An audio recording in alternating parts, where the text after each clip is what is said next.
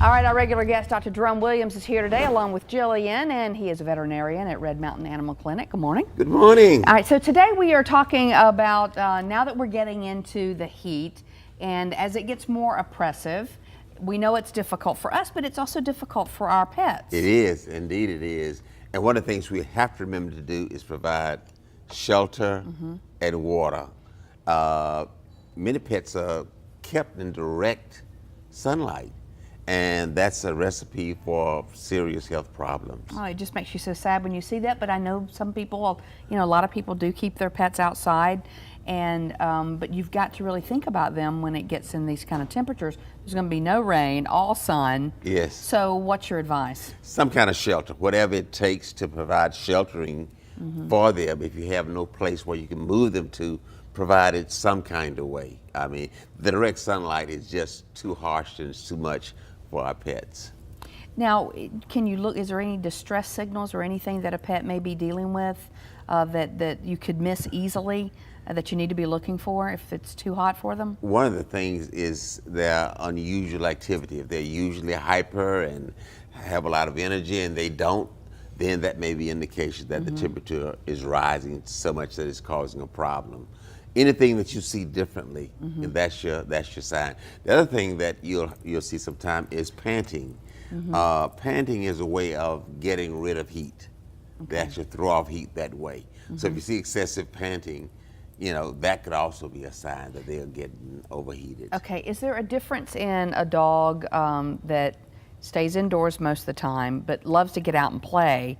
Is it more dangerous for them because they're not used to being? I mean, does a dog get more acclimated if they do stay outside? Yes, yes. Just like with us in our conditioning, if a dog is mostly an inside pet and they're going to spend a lot of time suddenly outside, then they're at greater risk for having some challenges because a dog outside gets acclimated.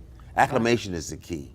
And, just like going to higher altitudes, you must have that acclimation to be okay with it. Well, you think about things like cows, horses, those type of things. We know they are always outside, yes. And they do get acclimated to that. Right. They have water sources, though, that they can cool off in. Yes. But like with a dog, obviously if they're indoor dogs, getting outside, running and playing, you may not realize it before it's too late. Do they have heat strokes just like humans? Oh, yes. They can get heat stroke very easily. When the temperature gets above 104, we're getting into problems. 105, then we are, really at a serious. I mean, this is the temperature taken rectally with one of those pets. And it doesn't even have to get to 104, does it? Because the feel-like temperature oftentimes can feel 100 or more and it not be over 100 degrees. Right. If you see signs and it's not severe, you want to do something, you can use your water hose. Hose them down. Alcohol baths also. Really? Yes. Like rubbing alcohol? Rubbing alcohol. But most of us don't have that much in our homes. We keep, all the animal clinics keep many bottles of it. That's one of the things we use in addition to the ice packs. Okay. All of those things to try to bring that temperature down if they get too warm. Now, just having a water bath around can also be helpful. Just a plain water bath. All right, so just a few things today, just some reminders that we need to do. Yes, and we must not leave our pets in our cars. Oh, for that little quick thing we plan to do that it? ends up being longer than we anticipated. Yeah. That could be the recipe for disaster. Yeah, let's don't do that, and let's hope that doesn't happen this year, but sadly, it does almost every year. All right, Dr. Jerome Williams, and Jillian is done with both of us.